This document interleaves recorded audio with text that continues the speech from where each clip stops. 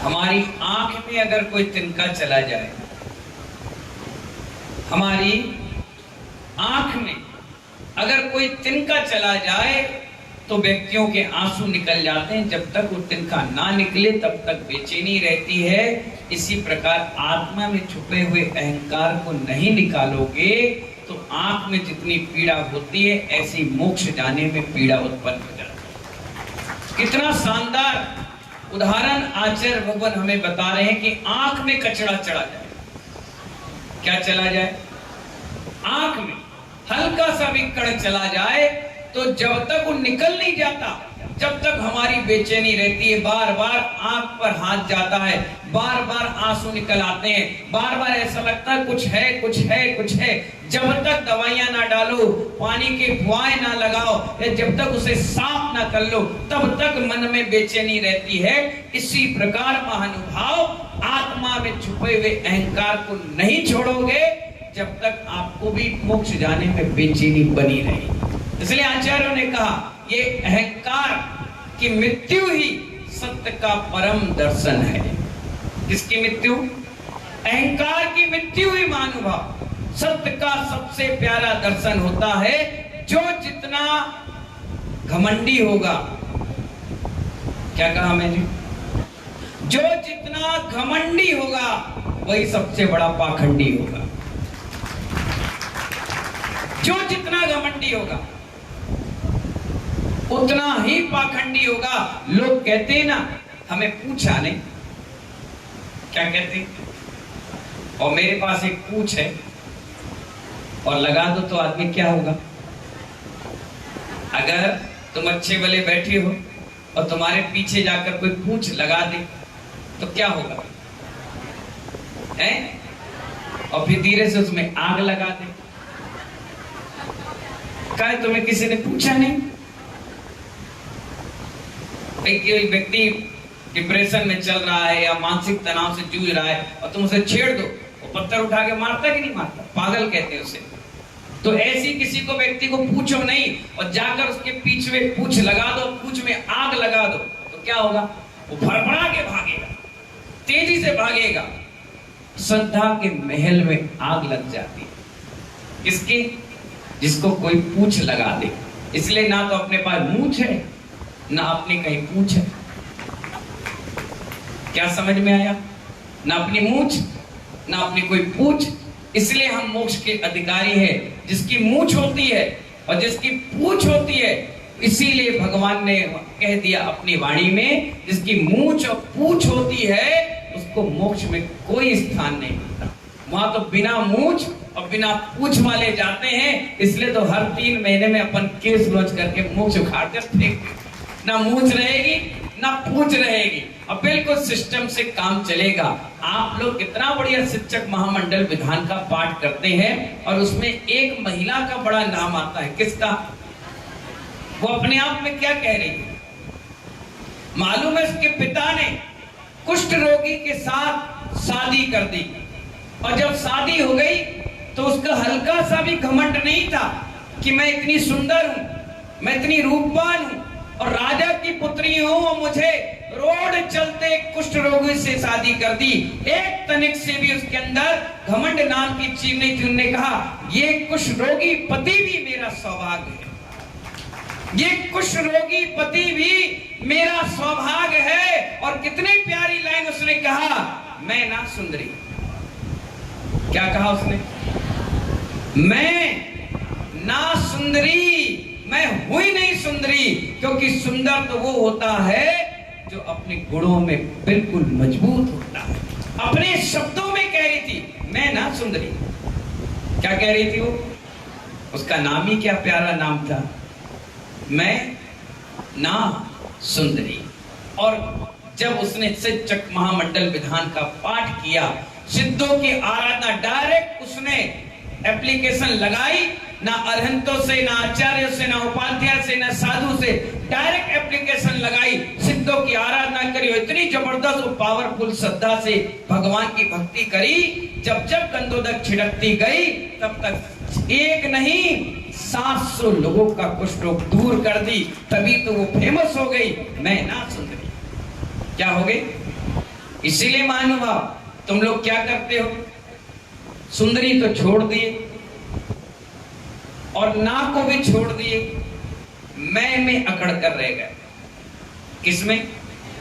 अरे आपका छोड़ो,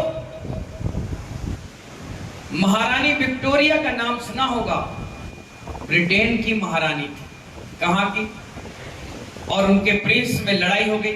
ऐसा तो अक्सर होता है घरों में, थोड़ा बहुत बर्तन होते हैं तो टकराते हैं, किसी के ज्यादा टकरा जाते हैं, किसी के कम टकराते हैं, होती जरूर है। जो निभने वाली होती हैं वो 50 साल तक निभा लेती हैं, और जिनको नहीं निभाना है वो 5 दिन में घर आ जाती है, हमें नहीं रहना, जाओ डिवोर्स करो, हमारी नहीं जम रही। कुछ तो ऐसी होती हैं पिता के मजबूरी देखकर रह जाती हैं, कुछ पिता की मजबूती देखकर भागे आती हैं, और 2-3 साल में फिर निभा लेती हैं, फिर चले जाती हैं, फिर आखिरकार दूसरा पति ढूंढ लेती है। महानुभाव वो मैं की लड़ाई है। किसकी लड़ाई है? यही ईगो की लड़ाई। क्या हुआ? विक्टोरिया और वो जन्मदिन आया और किसी बात पर दोनों की लड़ाई हो गई। अब जैसी लड़ाई हुई तो महानुभाव वो महारानी थी, वो कमरे से भड़बड़ा के सीधे चले गई बाहर, बीच पर बैठ गए गुस्सा में तमतमा कर। और यहाँ उनके प्रिंस चार्ल्स जो थे उन्होंने अपना दरवाजा बंद किया और आराम से वो भी बैठ गए। आधा 1 घंटे के बाद पारासन उतरा, वो धीरे धीरे कदम बढ़ाते हुए सीधे अपने कमरे की ओर पहुंची, दरवाजा नॉक किया, आवाज आई, कौन? बोले मैं ब्रिटेन की महारानी विक्टोरिया, दरवाजा खोलो। खोले ही नहीं दरवाजा, वो भी तो प्रिंस थे, वो क्यों खोले? तो तुम्हारे पति थोड़ी ना थे खोल के इंतजार करें, बिल्कुल नहीं खोले। 5-7 मिनट खड़ी रही, ठंड का सीजन था, 12-1 बज रहे थे। उसने 5 मिनट के बाद उसने सोचा बहुत ज्यादा नाराज हो गए, उसने फिर दरवाजा खटखटाया, अंदर से फिर एक आवाज आई, कौन? उन्होंने कहा मैं महारानी विक्टोरिया। फिर भी आवाज नहीं खुली। 5-7 मिनट उसने बहुत गुस्सा हो गए, लग रहा रोज तो होते थे, आज ज्यादा ही हो गए। फिर 5 मिनट बाद आवाज आई, मामला शांत हो गया, खुले नहीं दरवाजा। तीसरी बार फिर खटखट किया, फिर अंदर से आवाज आई, कौन है? फिर बोली मैं रानी विक्टोरिया। खुले ही नहीं। 4-5 बार बात हो गई लेकिन उन्होंने दरवाजा नहीं खोला। आधा घंटा करीब हो गया, ठंड में बाहर खड़े खड़े। अब उस महिला को ये लगने लगा कि आज तो पारा चढ़ गया, अब उतरने का नाम नहीं ले रहा, अब क्या करूं, कैसे इनको मनाऊं, कैसे दरवाजा खुले? आज हमारी एनिवर्सरी है या जन्म दिवस है, जो भी रहा होगा, क्या किया जाए? आखिरकार बड़े समर्पण भाव से उस विक्टोरिया ने फिर खटखटाया और कहा कि अब लास्ट बार है, अगर नहीं खुला तो मैं यहां से सीधे चली जाऊंगी, जहां जाना है वहां जाऊंगी। बस उसने दरवाजा खटखटाया, अंदर से फिर आवाज आई, कौन? उन्होंने कहा मैं आपकी पत्नी विक्टोरिया। दरवाजा खुल गया। जैसे ही खुला उसने सीधे कहा, एक बात बताओ, मैं 6-7 बार अपना नाम कह रही थी, आपने दरवाजा नहीं खोला, अब लास्ट में मैं जैसे ही दरवाजा खटखटाई आपने खोल दिया, क्यों? उसने कहा पहले तुमने क्या बोला था? बोली मैं ब्रिटेन की महारानी विक्टोरिया। फिर क्या बोले? बोले मैं रानी विक्टोरिया। फिर क्या बोली? बोले मैं विक्टोरिया। फिर क्या बोली? बोले मैं आपकी धर्मपत्नी विक्टोरिया। बोले जहां समर्पण की भाषा होती है वहीं प्रभु का द्वार भी खुलता है। जहां मैं आ गया, आपके अंदर मैं आ गया कि मैं विक्टोरिया महारानी, तो प्रिंस के दरवाजा क्या, किसी के दरवाजा भी नहीं खुलेंगे। जहां तुमने मैं का नगाड़ा ही बंद कर दिया, मैं शब्द को छोड़ दिया, हम शब्द को कहने लग गए, तो महानुभाव ये क्या, हर जगह का दरवाजा खुल जाएगा। और प्रिंस ने तुरंत दरवाजा खोल दिया और उस पत्नी ने क्षमा मांगी कि मैं अहंकार में और ममकार में, स्वाभिमान में, अभिमान में आकर के अपने पति की इज्जत नहीं कर पाई, मुझे क्षमा करें। और पति ने भी क्या कर दिया, बोला कोई बात नहीं, तुमसे गलती हुई है, भगवान तो हो नहीं, हो तो इंसान, गलती इंसान से ही होती है, इग्नोर कर दिया। इसी प्रकार महानुभाव हमारे आचार्य भगवान भी कह रहे हैं कि आप मैं का नगाड़ा बजाना बंद कर दें, हर जगह मैं को छोड़ दें। ये अहंकार जो है ना, ये हमारे भगवान से मिलाने में सबसे बड़ी बाधा करता है। जैसे गाड़ी आप 1000 किलोमीटर चला रहे हैं और बीच में एक स्पीड ब्रेकर आ जाता है तो गाड़ी क्या हो जाती है, स्लो हो जाती है और धीरे से आगे बढ़ती है और चली जाती है। ये अहंकार भी ब्रेकर के रूप में हमारे मोक्ष मार्ग को रोक देता है। क्या कर देता है, रोक देता है। इसलिए आचार्य भगवान कह रहे हैं इस ब्रेकर को समझकर, देखकर, प्यार से, आराम से, इत्मीनान से आप अपने मोक्ष मार्ग की गाड़ी को आगे बढ़ा लें। और कभी भी कितना ही बड़ा उपवास करें, कितनी बड़ी तपस्या करें, कितना ही बड़ा दान दें, तो ये मत कहें कि मैंने किया है, ये कहें कि मुझे सौभाग्य मिला है, मुझे सौभाग्य मिला है। अच्छे अच्छों के पास पैसा है, अच्छे अच्छों के पास बंडल बंडल रखे हैं, दीमक लगड़ी सड़ रहा है, सिल्ली की सिल्ली सोने चांदी से भरिया है, लेकिन महानुभाव वो कभी मंदिर में दे नहीं पा रहे। क्यों? क्योंकि उनका सौभाग्य नहीं है। अच्छे वाले हैं, बढ़िया मजबूत हैं, अगर पत्थर में पैर मारे तो मानो पत्थर के 2 टुकड़े हो जाए, इतनी शक्तिशाली हैं, फिर भी वो एक आसन नहीं कर पा रहे, उपवास नहीं कर पा रहे, रात्रि में नहीं छो पा रहे। आपका बहुत बड़ा पुण्य और नसीब है कि इस 10 लक्षण महापर्व में आपने त्याग की भावना तो बनाई, छोड़ने की एक श्रृंखला तो चालू की। धन्य से मुनिराज जिन्हें 72 घंटे हो गए पानी की एक बूंद भी नहीं। धन्य ऐसे ऋषिराज जिन्होंने 10-10, 5-5 दिन के निर्जल व्रत कर लिए। धन्य ऐसे श्रावक जिन्होंने कल परसों से घर की शकल नहीं देखी, घर परिवार छोड़कर साधु संगति में बैठकर मंदिर और तीर्थ क्षेत्रों पर साधना कर रहे हैं। क्यों?